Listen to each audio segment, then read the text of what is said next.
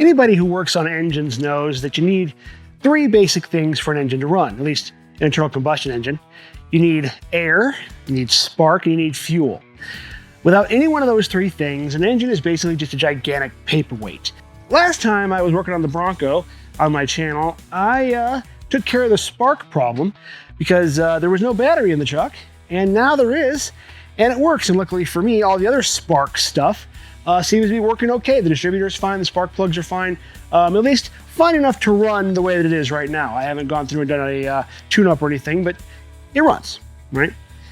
So air is also really easy because, I mean, it just sort of sucks it from the atmosphere, and as long as there's no blockage anywhere, you're pretty much good to go.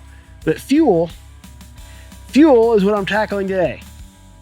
Howdy folks, Ed here, welcome back to Bullnose Garage, and today I'm going to look at the fuel system of this Bronco, dropping the fuel tank, and trying to figure out why it was disconnected. Hello.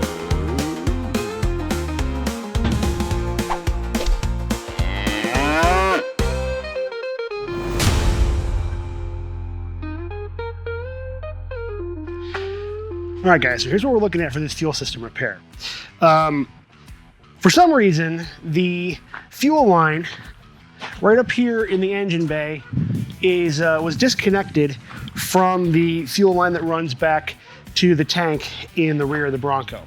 And the guy that I bought it from just had it running with a bottle of gasoline, a water bottle full of gasoline that went right into the fuel pump. So I don't know why that was disconnected. I don't know if it's because the guy I bought it from just wanted to get it running really quick, and so he just disconnected it and popped the bottle on there, and he didn't have to deal with the entire fuel system, or if it was disconnected for a different reason. Maybe that fuel line is blocked, there's a problem with the filter, or there's a problem in the gas tank. I really don't know. So I got to go through the whole thing, and I'm going to start with the gas tank. Now, this was what was in the engine bay. This is just a pre-carburetor fuel filter. I have no idea what the microns are. I have no idea what model it is. There's not really any markings on it. I'm not going to use this. I've got a better idea. So depending on which model you have, whether or not it came from the factory with a fuel filter, a pre-pump fuel filter, in the frame rail, my 85 has one. This Bronco does not. There is a rubber hose connection down there between the two metal hoses that a fuel filter could go on. I don't know if it came from the factory like that, but that is what I'm going to do. I'm a fan of two-stage filtering, so I got a couple of 100 micron metal filters on the way that I'm going to use to replace that. So for a pre-pump filter, I'm also going to do the one on my 85 while I'm working on it. And then the post-pump filter is going to be right in front of the carburetor, and that's just a little tiny Motorcraft filter. I'll show you that when I get there. I'm going to replace both of them while I'm doing it on both vehicles. So there's that. But first things first, I got to drop the tank. Now, dropping the tank in these isn't real hard, but you do have to undo all the connections. There's the fuel filler neck. There's the obviously the gas hose itself, the sending unit electrical, which is just power for the meter and ground. And then there's the evap system, which is just a line that runs from the gas tank for venting up to a charcoal canister in the front of the truck here. Now on both of these trucks, that charcoal canister is not hooked up to anything.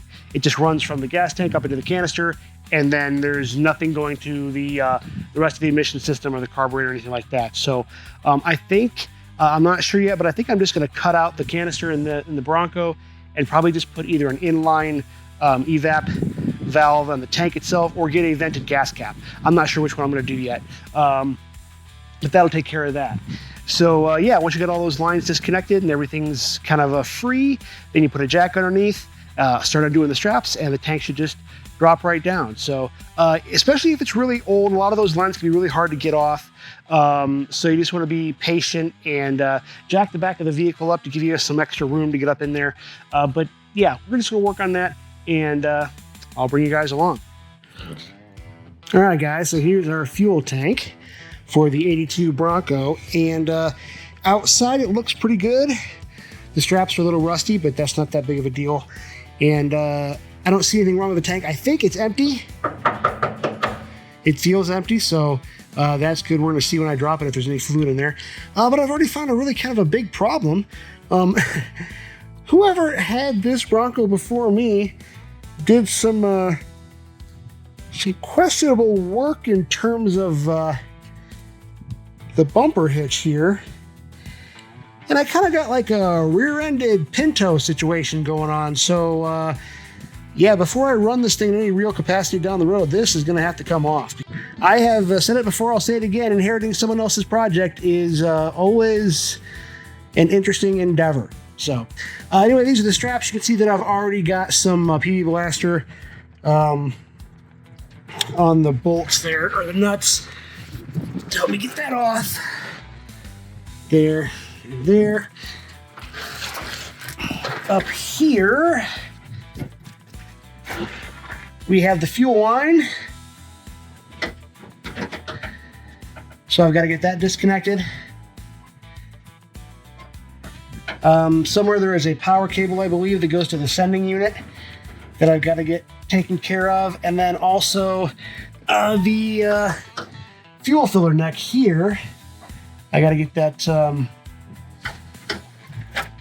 unclamped from there so I can drop this thing down. All right, guys, sorry I lost a little bit of footage, but it was just basically me unscrewing everything down here. So I am now ready to drop the tank. I got everything disconnected and I have the straps off.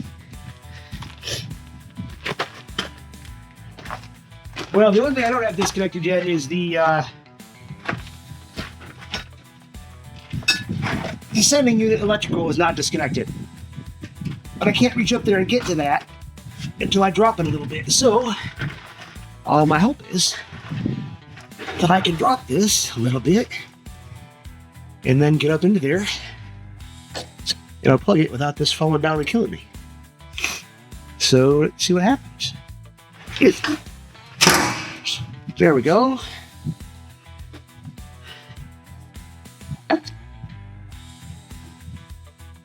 There we go. This is just about the exact right size to fit up into here, so. Oh, yeah, all kinds of. Yeah, spider eggs and all kinds of great stuff up there.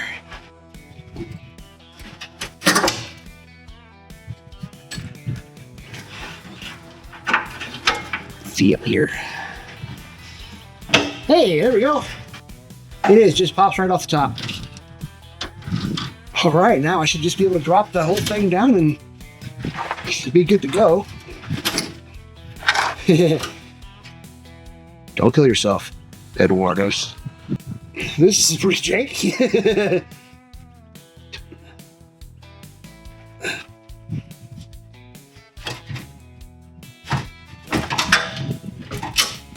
Right. That's as low as that goes.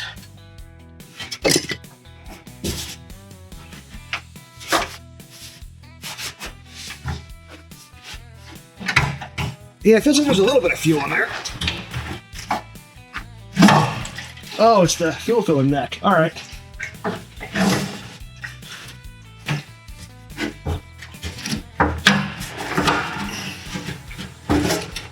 All right, I'm just going to take that out. Yeah, there's actually a bit more fuel in here than I thought there was, but it's not too bad.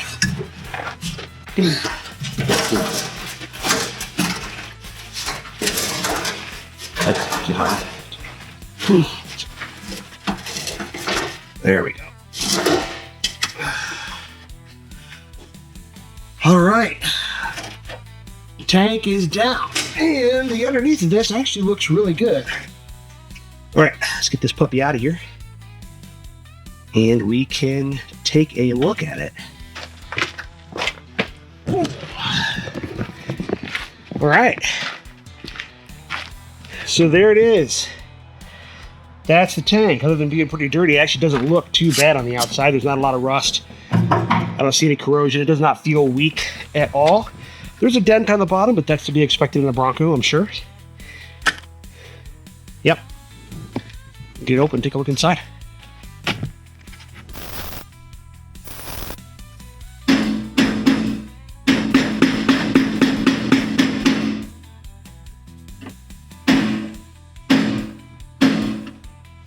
Wow, that puppy's not moving at all.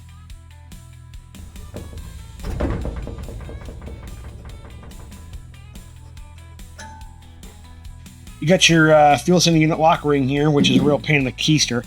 I've hit it with PB Blaster. I've tried to get it off a little bit. I'm going to try again here. Really just got to keep at it.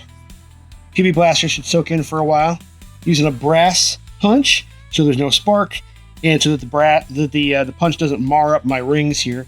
I don't know if I'll reuse this sending unit or not, but we're going to see what the condition is like, and if it's in good condition, there's no reason to replace it with something new. So, yeah, let's see if I can get this thing knocked loose.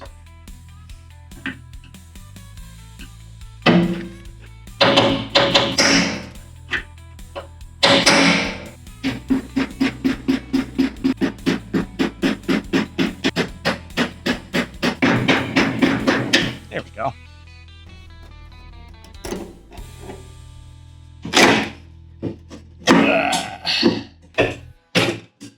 All right.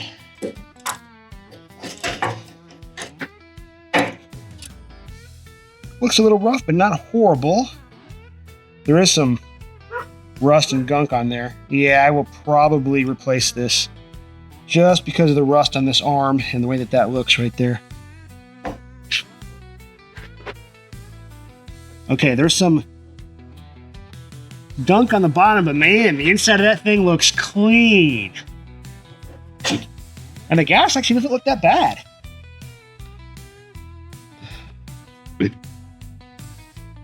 It doesn't smell that bad either.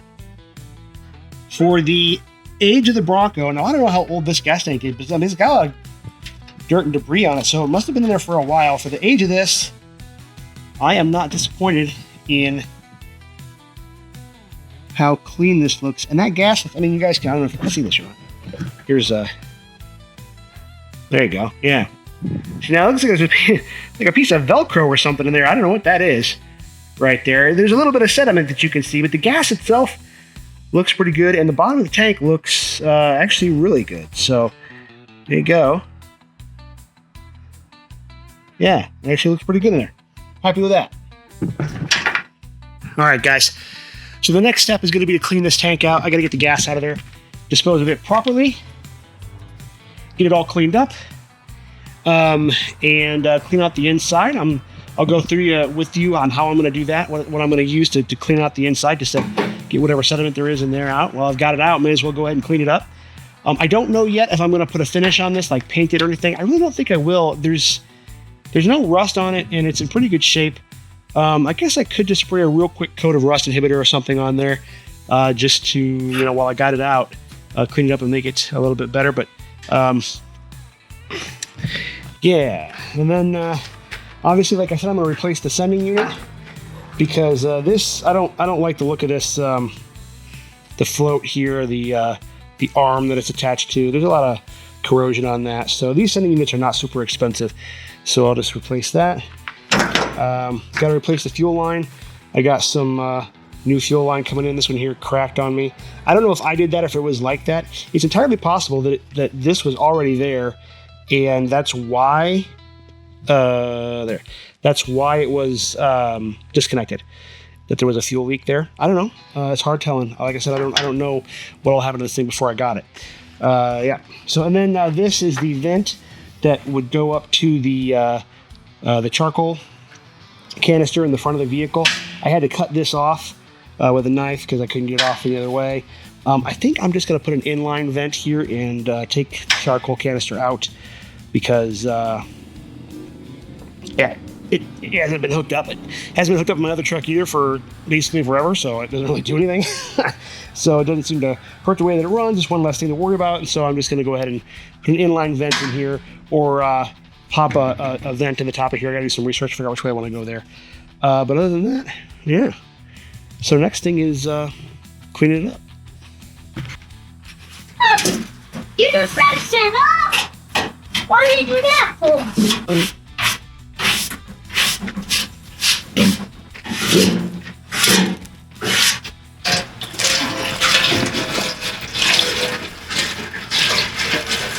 Oh! That's a load of gas! Yeah, it is. So huge. That feels like go-go juice.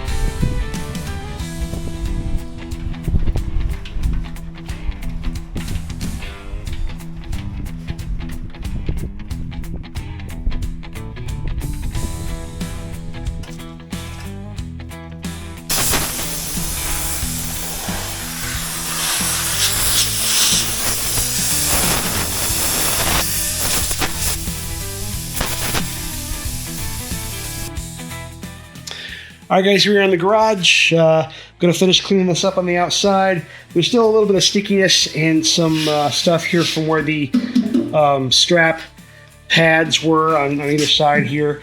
Just a little bit of rust. I'm going to clean that up with a wire brush and my drill. And there's some stuff on the inside of the tank. I'm not sure exactly what it is. Like little bits and pieces. There's like a cap of some kind, like a plastic cap or something in there. I don't know how that got in there. If that was something that fell in when I was working on stuff, or if that's something that's been in there for a while. But I got my shop vac here. I'm just going to stick the shop vac inside there, clean it out real good, and then I'm going to hit it with the wire wheel and get it kind of cleaned up. So we'll do that next.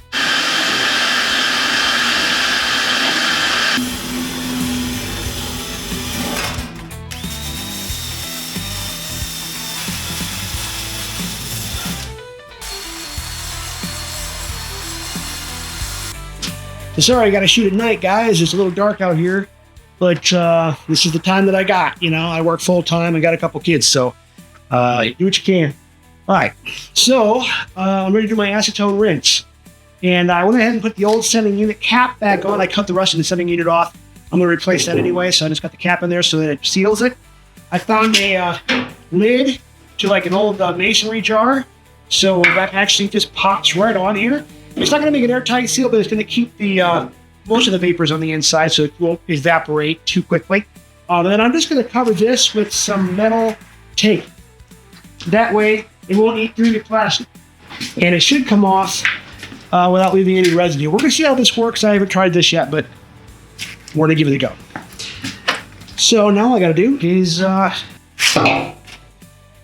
my acetone in there and give it a swish.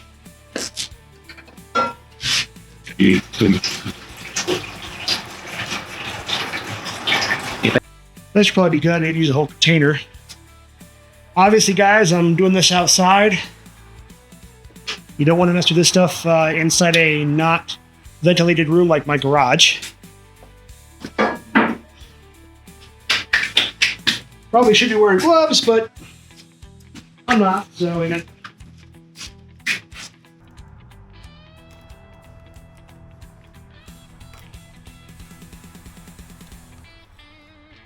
The nice thing about this setup, and I didn't plan it this way, it sort of worked out this way, is that acetone will, of course, evaporate over time, which can build up just a little bit of pressure inside the tank. Not that it's going to get dangerous or anything, but if you want to relieve some of that pressure, you can have just like a little opening. And this actually works for that, because this cap isn't perfectly on here. It's just kind of sitting on there. It snaps on really well, but it's not sealed. So that'll give me a little bit of escape path for some of the fumes and stuff. So, all right, I'm going to go ahead and switch this around and get the tank good and coated on the inside. And then I will leave it overnight. And then tomorrow evening, I'll come back out and we'll rinse it. And I'm going to use isopropyl alcohol for that, and I will tell you why when I do that.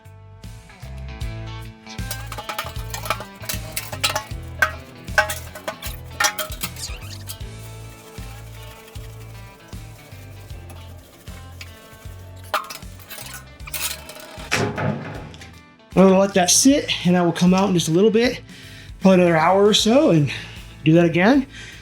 And I'll do that until bedtime, and then tomorrow morning I'll come out and check it to see how much acetone evaporation I've got. And hopefully there's still some in there. Yeah, if there is, I'll shake it again, and we'll just go from there. So we've had our acetone in there for just about 24 hours. I've come out 3 or 4 times over the course of the last day and sloshed things around. Got the acetone moving around in there. It's actually not evaporated that much, so that's good. Unless we can hear it sloshing around in there. So now I gotta get the acetone out of there, and to expedite that process, I'm gonna rinse with 91% isopropyl alcohol. This is about a quart of it. Isopropyl alcohol mixes really well with acetone, and it helps increase the evaporation time. It also binds with any water that might be left over in there from when I did the rinse out earlier, although there shouldn't be anything in there. But yeah, so we're gonna use isopropyl alcohol to rinse out the acetone, and then we'll use my air compressor to blow it out, make sure it's plenty dry, and then we'll talk about painting. So one thing I do want to mention here is that you've got a lot of options when you're cleaning out one of these things. I used acetone for a couple of reasons. One, it's pretty powerful stuff. It does a really good job of cleaning things. It dries really fast, evaporates, and it's readily available. You just go to the hardware store and pick up a gallon like this. It's a little expensive. It's around 20 bucks for that gallon, but it's so cheaper than going out and buying a brand new tank. You get a lot of options. You could use it. Now, one thing that I used acetone because there's not a lot of rust on the inside of this tank. Acetone isn't going to help you with a rust problem. If you have a rust problem, then what you might want to do is use like muriatic acid. Now, you be careful with muriatic acid. It's pretty potent stuff. Make sure you're not like breathing in while you're doing the muriatic acid thing, because it will get into your nose and just kind of screw you up, right? But I use it for the pool all the time that we have, so you know I know kind of how it works and everything. But I didn't really need to use muriatic acid because I don't have a lot of rust in there. I just have the gunk and the varnish from all the old gas. So acetone works pretty well for that. You can also use something like Simple Green or LA's Totally Awesome, some other kind of degreaser. There's one called Super Cleaner in a big purple container that you could use if you want something that's a little bit less powerful than acetone. But I like acetone because it evaporates really quick. It's really easy just to dump out. You have the concrete here that just evaporates into the air, doesn't hurt anything. One thing I am going to do before I dump the acetone out and rinse everything is I got one of these. It's just called a bottle brush. And I'm just going to open her up and get inside and just kind of swish things around and do a little bit of scrubbing with these nylon bristles. You don't want to do a whole lot of that with acetone because the acetone will eat into the bristles, but if you're only doing it for, 10 minutes or so, it's not going to have any significant impact really. So I'm going to do that real quick just to get the last little bits out right before I dump it out and then rinse it with my alcohol.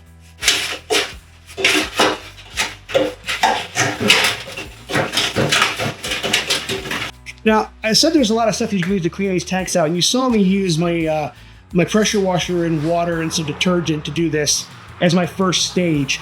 And that's totally okay to do. It's much better for me here because we're in a super dry environment. So the fact that I'm using water isn't really going to institute any kind of flash rust or anything, I don't think, down here. And it didn't. I could see inside clearly. There's no rust or anything down there.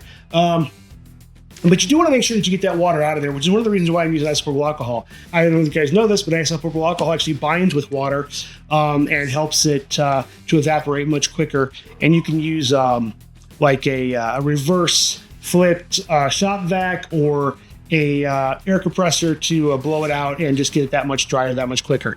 So I'm using isopropyl alcohol again because it'll help dry faster than the acetone by itself, and if there just happens to be any water left over from when I rinsed it earlier, this will take care of that.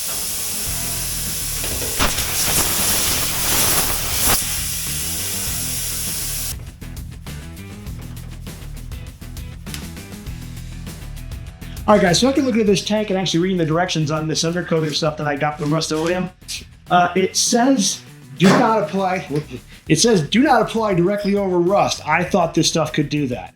It says stops rust right there on the can, but it doesn't say that you can apply over top of it. So what I'm going to use is actually some Eastwood rust encapsulator that I've got for another project. And hopefully I don't use the entire can on this because I need to use this for some other parts of the Bronco actually that are like the body that is rusting. I don't want to put this on top of the body to keep it from rusting too bad.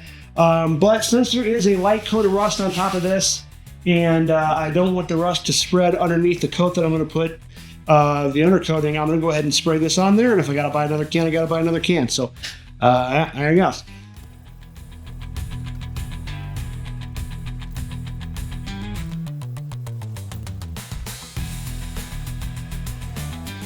Well, there's everything painted up with the Eastwood rust encapsulator. Now, I'm not super impressed with this stuff.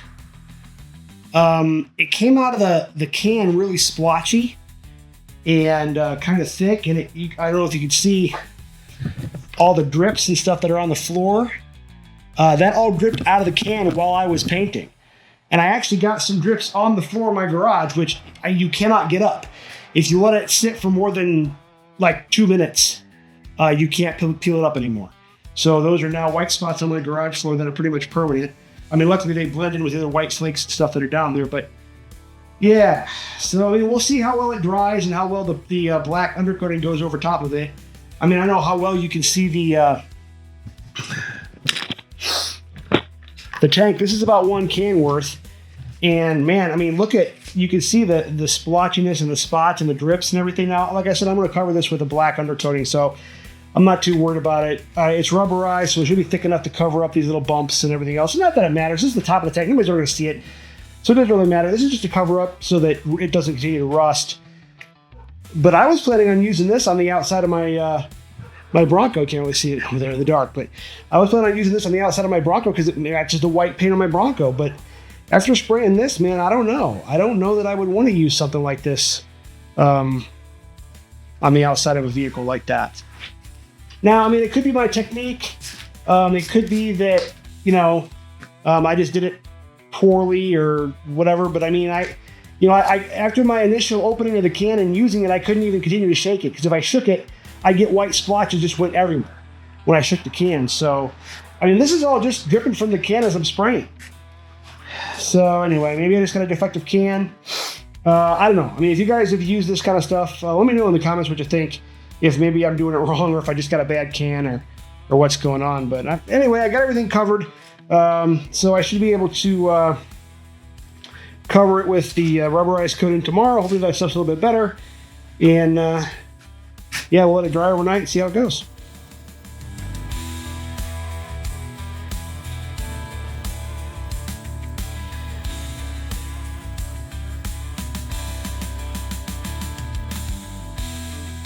Okay. This stuff is nice. I like it. It goes on real nice, real easy. It looks real good. That's impressive. All right.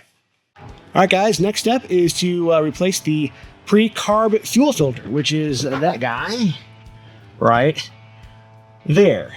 And for those of you curious, there's the information. Just a little guy. And I believe that is, does it say what it is? I'm not sure if it says what microns it is. I think it's 10, but I'm not 100% sure. Yeah, anyway, that's your fine filter that's right before your carb. So I have no idea how long it's been since this one's been changed, but since I'm doing the whole fuel system, I may as well go ahead and do that. Pretty easy, just unscrew it and replace it. All right, guys, well, there she is, all painted up. Had to move things outside because it's actually a pretty nice day today, so I could paint outside, and I was getting some overspray inside the garage on my garage floor, so moved it all out here, but I'm pretty happy with it. Looks really nice for a gas tank. So I've been working on the fuel system in this Bronco, and yeah, they did something here. I don't know if that was if it got melted or if they tried to somehow seal that or something. I'm guessing it's melting.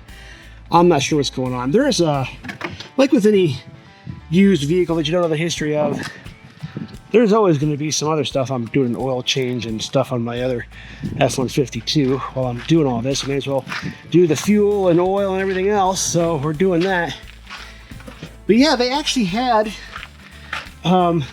some plumber's pipe tape on there on both sides of this filter. Now guys, you don't want to use plumber's pipe tape here because fuel can degrade that stuff and then it's going to go into your carb and mess things up. So yeah, we got that taken care of. Now, of course, I haven't run any fuel through this thing yet, so I don't know if there's any leaks. When I did this, there was a leak over here, but I got that taken care of. I just didn't have it on tight enough, so that's all there is to it. But yeah, I got my new oil filter on there and some other stuff. So yeah, we're working through things. Sure. So I want to show you guys this too. This is the Inline fuel filter that I'm using. This is the pre-pump filter. It's Earl's Vapor Guard. It's 100 micron.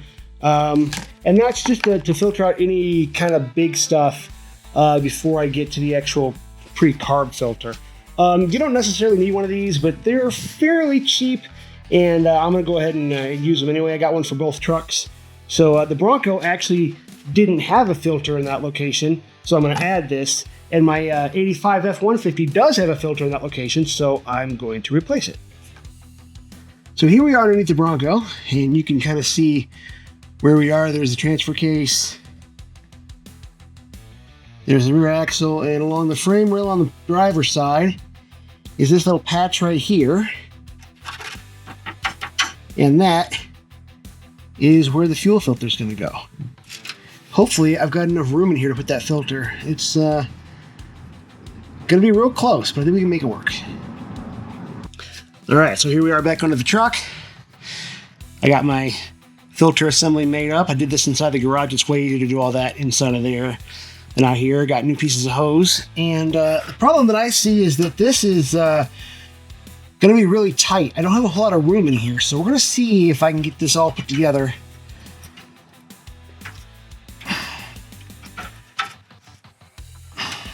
I don't know how I'm going to manage this. I think I have just enough room, but I don't have enough room to like pop it on.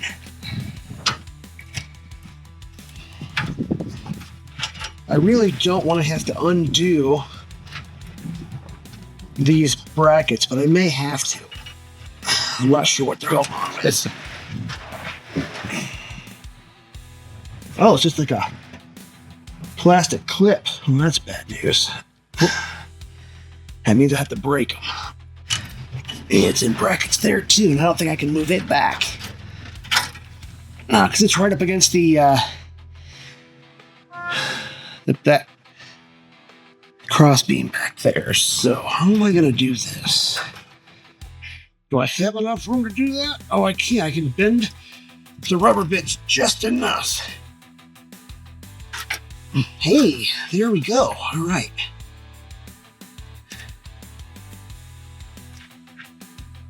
Now, unfortunately, I don't have my gas tank in yet, so it'll be interesting to see. I have to monitor this real close for leaks once I get everything in. All right, so next task is pretty simple. Hook this up to this. A completely new piece of hose. This one here actually looks pretty good, but I don't know where it came from. So I'm just going to use the hose that I bought. So before I do that, I'm going to blow out this line and just make sure that it's clear. I'm going to do that with just a little bit like a compressed air in a can. It would be better if I could be two places at once, because then I can feel the other end and make sure there's air coming out, but I can't be. So I just got to deal with what I got.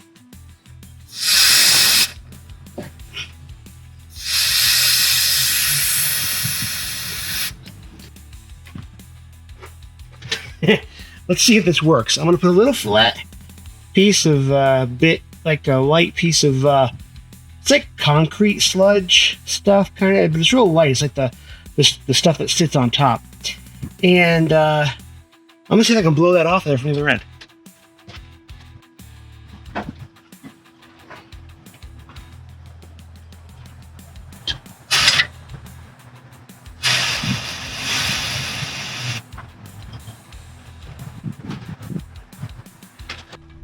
Survey says, well, it's gone. I guess I'll have to review the footage and see if it actually blew off of it.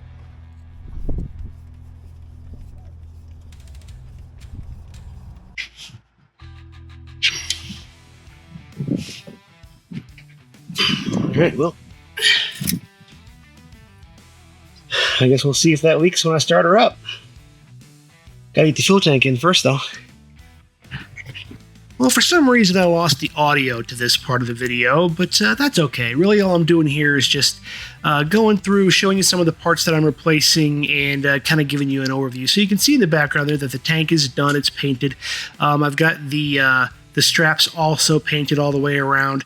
You can see that right now I'm putting in the new gasket for the evap valve that goes on top there. The one that came with it that I pulled out of the truck was pretty well rotted away, so I just replaced that. Again, that's not very expensive, just like the sending unit. And also you can see on the tank there that I've got some neoprene strips. It's just rubber neoprene that goes on the top there, like I think it's like 1.5 inches wide. Just lays in there. I took some spray adhesive and put it down there so it doesn't move around. I mean, once I get it mounted, it's not going to move, but that's just to keep it where I want it while I'm mounting it onto the actual Bronco when I get to that point. And you can see over there on the right-hand side where I've got the straps already with the same exact treatment. I put a piece of neoprene rubber on there with some spray adhesive just to kind of keep everything together.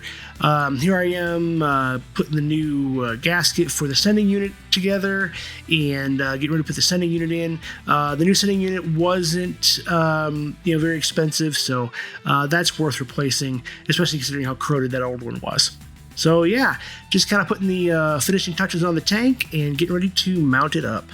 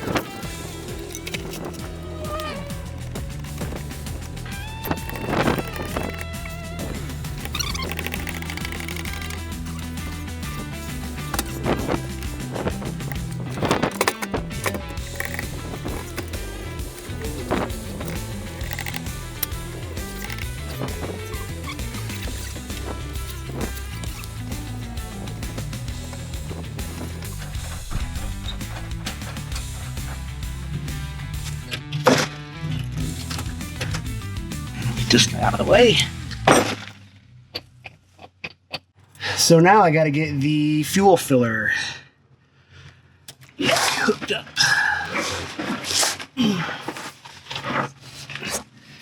I've been kind of dreading this, to be honest.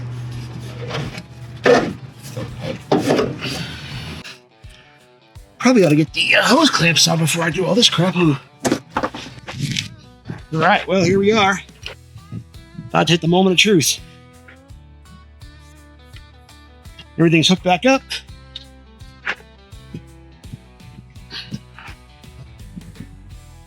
And we just gotta get the gas. All right, guys. Here it is. Proverbial moment of truth.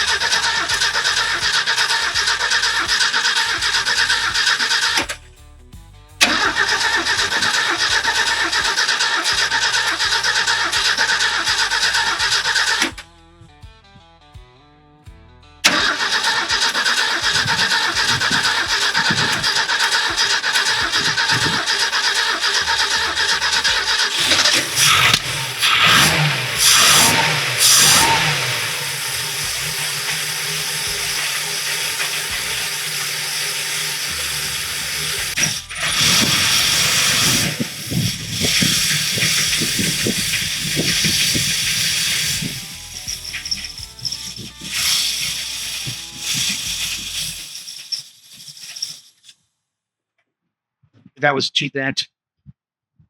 So,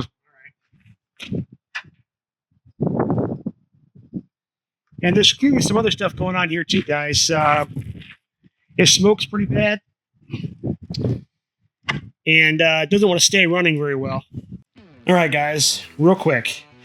Fuel line and brake line 101 here on Bullnose Garage.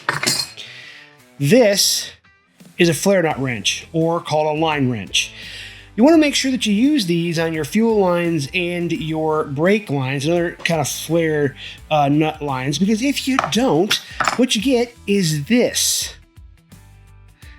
Yeah, that is what's left of the nut that goes from the fuel line, or on the fuel line that goes into the carburetor on the Bronco. And yeah, that's pretty well mangled, because somebody at some point in the past did not use a flare nut wrench or a line wrench on that nut. As a consequence, trying to get that put back on, I kinked the hose badly enough that it actually has a couple of holes in it. So when I did my startup test, it was actually spraying fuel into the engine. Now, I don't know if just a little bit of fuel spray that this was doing is enough to cause the engine to not run at idle like mine didn't very well. So, we're going to find that out, because I'm going to put a new fuel line on it. I'm actually just going to use rubber fuel line. So I've got a couple of these flare nut fittings that'll go in there, and then you just clamp a fuel line onto there. And I've got one for the carburetor side and one for the fuel pump side. So I'm just going to use a regular rubber hose instead of the metal piece there. Now, if I was getting super fancy, I could use braided steel hoses and stuff, but I'm not going to do that right now. So yeah, we're going to get this on and see if that fixes the issue. So I don't know if you guys are anything like me or not, but if I got a problem that I think I might have the solution to or know how to solve, even if it's the middle of the night, I'm going to be working on it, because I can't just let things go and sleep on them. So that's what I'm doing right here. You can kind of see there's my new fuel hose going down to the fuel pump, down to the fuel pump, and then up to the carb. And we are going to see right now, in the middle of the night, if it actually makes a difference. We'll mount you. It'll be a little bit wobbly, but we're gonna mount you right to the truck here. Here we go. Okay, so there's a couple things that I'm looking for here to make sure of. One is that this doesn't leak right here. This doesn't leak right here. And then it actually will run at idle without me having to goose it. So we're gonna see if any of that stuff happens.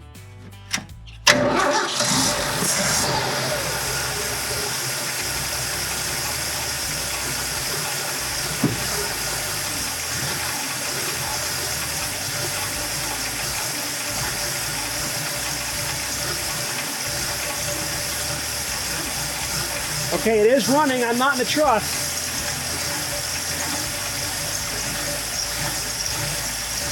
It's a little rough, but I don't see any leaks.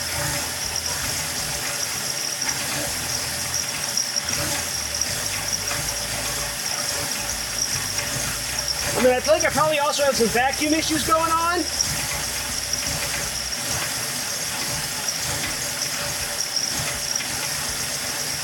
But this is definitely better than it was.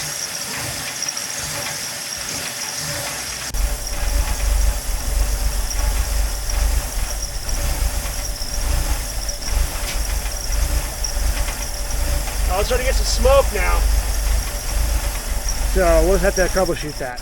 Oh, almost lost it. Yep. So we got some work to do, guys.